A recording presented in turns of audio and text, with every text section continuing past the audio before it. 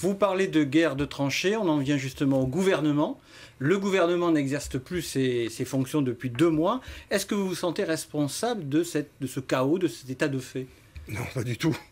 Ce serait quand même... C'est quand même vous qui avez fait chuter Galeoni Ensemble, qui a fait chuter le gouvernement. Ce serait fort de café, oui, mais vous confondez, ce qui est assez classique, donc je vous en veux pas, les causes et les conséquences. Je m'explique. Après les élections provinciales, que nous avons largement remportées, je rappelle que nous avons fait 30 000 voix, que le Front pour l'Unité en a fait 14 000 et que l'UCF en a fait 13 000, nous avions dit pendant la campagne, nous tendrions la main aux autres formations de sensibilité non indépendantistes. Au lendemain de l'élection, c'est ce que nous avons fait. Nous avons passé ensemble un contrat de gouvernance solidaire. Ceux qui ont gagné en l'espèce Calédonie Ensemble ont dit OK pour que le Front pour l'Unité exerce la présidence du gouvernement, OK pour que l'UCF exerce la présidence du Congrès.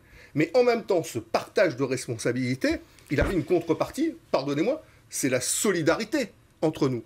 La solidarité sur 2 sujets. La sortie de l'accord de Nouméa, on avait écrit dans le contrat de gouvernance solidaire que nous devions dialoguer avec les indépendantistes et l'État pour préparer le référendum. Or, que s'est-il passé? Vous l'avez vu, Pierre Frogier et Le PFU ont boycotté le comité des signataires. Et le deuxième pôle de ce contrat de gouvernance, c'était les réformes économiques et sociales, rendues nécessaires. Autrement, en janvier, pardonnez-moi, je termine, on n'avait plus du tout de régimes sociaux qui étaient financés. Il y aurait eu des milliers de Calédoniens sans allocation familiale, sans allocation logement, sans minimum IS. Sur les conséquences, on va y venir. Et donc quand un contrat n'est pas respecté, Monsieur Rosada, qu'est-ce qui se passe? Il est rompu. Donc la raison des difficultés que nous rencontrons aujourd'hui, c'est celle-là. C'est pas une autre.